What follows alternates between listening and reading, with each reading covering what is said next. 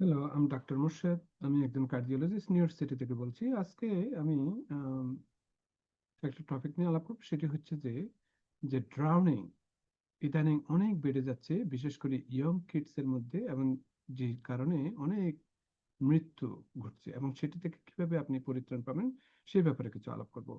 তো ইদানিং আমাদের এখানে ওয়েদারটা একটু গরমের দিকে যাচ্ছে। অনেক পুল বা বিচ ওপেন হচ্ছে সামারের মধ্যে, এবং ফ্যামিলিরা তাদের বাচ্চাদেরকে নিয়ে পানিতে কিছু সময় কাটাতে চাচ্ছেন তাদের কোয়ালিটি টাইম মেনটেন করার জন্য। কিন্তু সেই সাথে সাথে আমাদেরকে ওয়াটার সেফটির ব্যাপারেও কিন্তু আমাদেরকে ইম্পর্টেন্স দিতে হবে, কারণ প্রতি বছর 4,000 আপনার ফেটাল আনইনটেনশনাল ইনজুরি হয়ে থাকে এই ইউনাইটেড স্টেটসে, এবং average 11 drowning deaths per day according to the centre and disease control and prevention.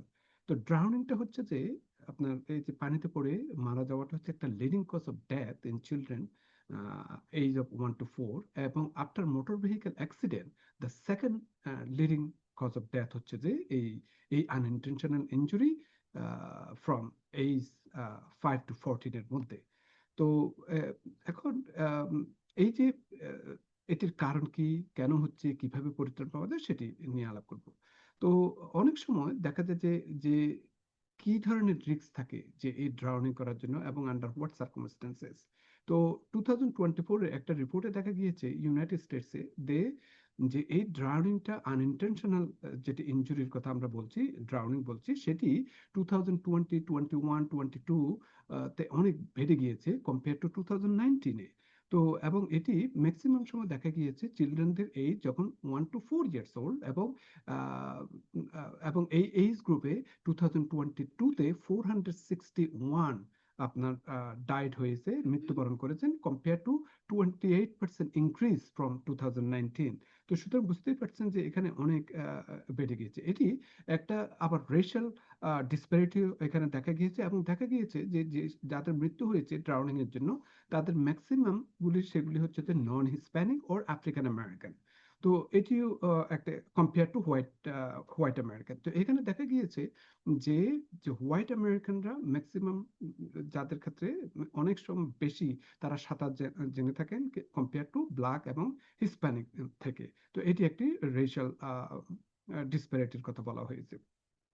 তারপর আরেকটা পয়েন্ট ওনারা তুলে ধরেছেন যে যে আম, আহ, যখনই তারা তাদের ফ্রেন্ডের সাথে কিংবা তাদের নেইবারিং এর কোনো পুলের মধ্যে এই বাচ্চাগুলো যখন আপনার পানিতে খেলতে যায়, তখন দেখা গিয়েছে যে এই বাচ্চাদেরকে বলা হয়ে থাকে যে যে কোনো একটা অ্যাডাল্ট যদি দেখাশোনা করার যদি ভার দেওয়া হয়ে থাকে, কিন্তু দেখা গিয়েছে সেই অ্যাডাল্ট গুলা কিন্তু তেমন একটা দেখাশোনা করে না। এটি একটা কারণ।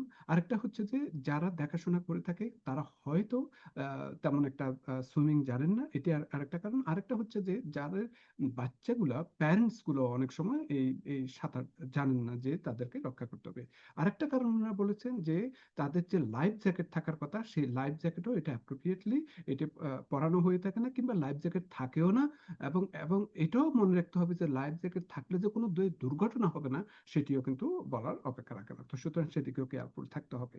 তো কিভাবে আপনার প্যারেন্টস এবং গার্ডিয়ানরা prevent drowning in residential area? প্রথমত আপনাকে ডেজিগনেটেড একজন লোককে নিযুক্ত করতে হবে যে এই বাচ্চারা এখানে সুইমিং পুলে গিয়েছে, এবং অবশ্যই ফ্লোটিং ডিভাইসের সাথে সাথে ওয়ারিং এর সাথে সাথে আপনাকে অবশ্যই খেয়াল রাখতে হবে যে এই বাচ্চাটা যাতে ডেজিগনেটেড হয়ে থাকে এবং দেখাশোনা করে থাকে। কোনো অবস্থাতে সে যেন কোনো ধরনের ড্রাগ বলেন, অ্যালকোহল বলেন, এই ধরনের কোনো কিছু নিতে পারবে না। এবং আরেকটা হচ্ছে যে যে পুলটা যদিও মনে করা হয়ে থাকে খুবই শ্যালো, তেমন একটা গভীর নেই, কিন্তু তারপরও আপনাকে খেয়াল রাখতে হবে যে বাচ্চাদের জন্য এটি অনেক গভীর হতে পারে, এবং কোনো অবস্থাতে বাচ্চারা যাতে প্রথমেই মাথা যাতে পানির ভিতর না ঢুকিয়ে দেয় সেদিকেও অবশ্যই খেয়াল রাখতে হবে, এবং সুপারভিশনটা কন্টিনিউয়াসলি মনিটর করতে হবে। এবং প্যারেন্টস যারা সাঁতার জানেন না তারাও সাঁতার শিখে নিতে পারেন বাচ্চাদের জন্য, এবং অবশ্যই বাচ্চাদেরকেও সাঁতার শেখানোর জন্য চেষ্টা করতে হবে, যাতে কোনো সময় যদি এরকম আম, আহ, পুলে সাঁতার করতে যায় বা এই ধরনের পুলে নেমে থাকে, তাতে এই দুর্ঘটনা ঘটতে না হয়।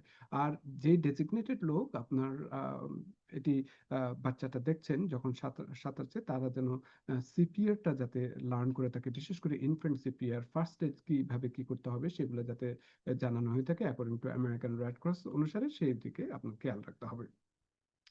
তো এছাড়া আপনার যে আর সেফটি প্রিকশন যেগুলি আরো নেওয়ার কথা, যেগুলি হচ্ছে যে অ্যাগেইন, যে লাইফ জ্যাকেটটা US coast guard approve life জ্যাকেটটা আপনাকে নিতে হবে, কারণ ইন 2022 তে দেখা গিয়েছে 85% আপনার কোনো ধরনের লাইফ জ্যাকেট এরা ব্যবহার করেনি অ্যাকর্ডিং টু দ্য সিডিসি।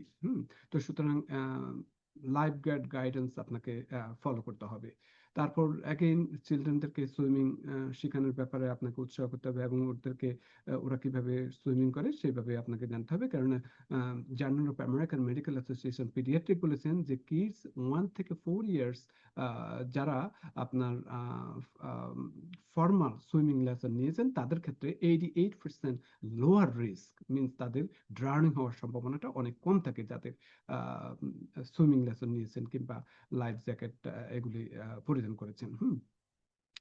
তো এরপরে আমি যেটি বলবো যে যারা গার্ডিয়ানসরা যেটা আপনার সুইমিং জানেন না, তাদের ক্ষেত্রেও আপনার রেকমেন্ড করা হয়ে থাকে যাতে সুইমিং লেসনটা আপনি নিয়ে থাকেন।